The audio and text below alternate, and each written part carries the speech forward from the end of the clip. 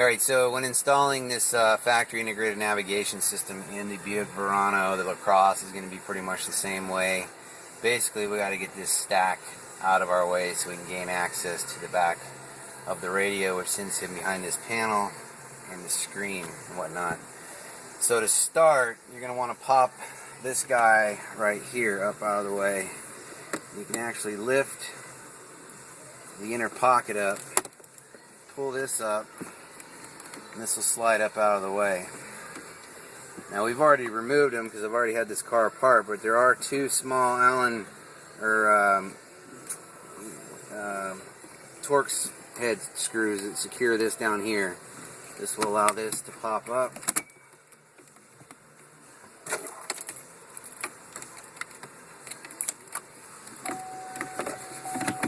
Shift her up out of the way.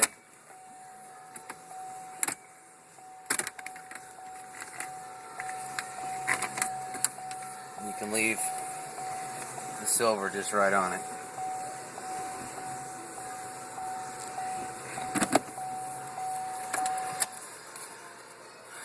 And to gain access to the back of this stuff here, which I've already removed some, but we've got some screws to here. That one's already removed. This one will come out. And the tricky ones, these are little doors that pop out of the way. Screw there, and a screw there. Once again, I've already removed that one. I'll allow this to go ahead and come on out. And we got two connectors on the back side.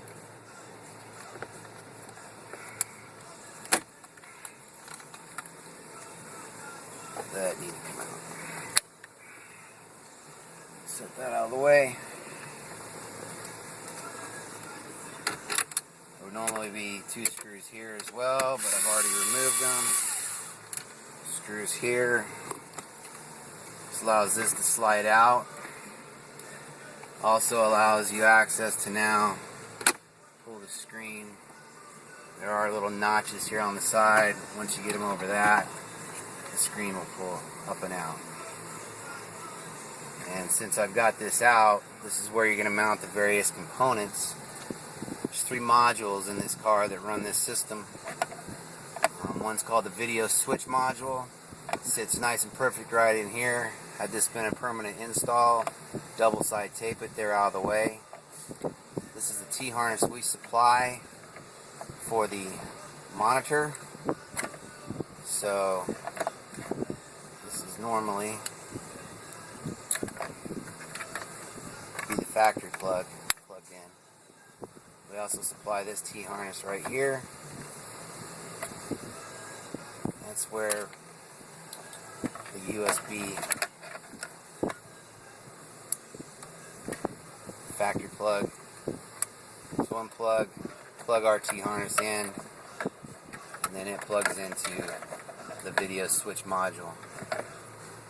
These wires you're going to want to take and run. These will actually all remain right up here. There is a wire here, a harness in the kit that will run down in behind the radio into the cavity, or you can drop it in down to the side. Now I have removed these sides prior to, and I'll show you how those came off in just a second. They're all just push clips. But basically, you're going to want to get to this area down here where you're going to mount the control box. One silver box there, and then the other one, once everything's taped up and harnessed nice and neat, will sit nicely right there with some double-sided tape. The speaker for the navigation, and this is actually in phase 1. Phase 2 will actually go ahead and mute the audio and bring the turn-by-turn directions through the audio speakers, but for now, external speaker is supplied. It's got double-sided tape, and it's best to just mount it somewhere back here where it will, it is a loudspeaker, so it's good to have some of it muffled, but stick it to a panel back here up near a vent or something is always real good. For the antenna, I've popped this panel here up, and the antenna will sit nice and neat up on top of an air vent up there. They're going to start supplying these kits with the sticky tape magnetic round thing, bob, and but until then, just take a piece of metal, cut it out, and double side stick it to the top of the vent, and then the antenna to this. All it needs is a magnetic behind it, and it picks up signal just fine. And that can go back into place.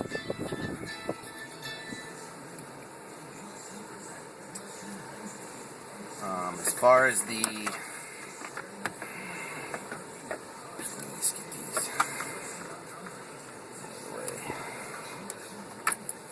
video switch box.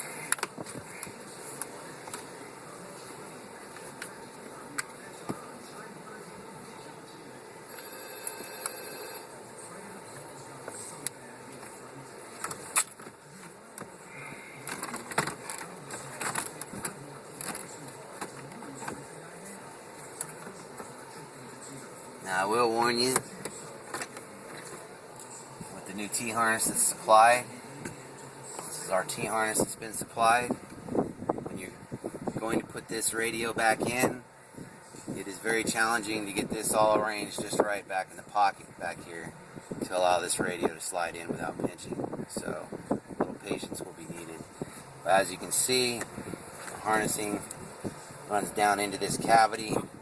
We've got the wire that was plugged in, the GPS antenna wire, and the other wire that was also plugged into the switch box right here, all running down this cavity, drops down the bottom side. Then from there, it's just a matter of powering up the modules with power and ground. That's all explained in the instructions on what to do. Now for the panels, these side panels, as you can see, come off with a bunch of pop clips, so you need to unsnap them and then pull it out. It's got an area where it's notches got to line up, obviously. So the same on both sides, all just the metal clips.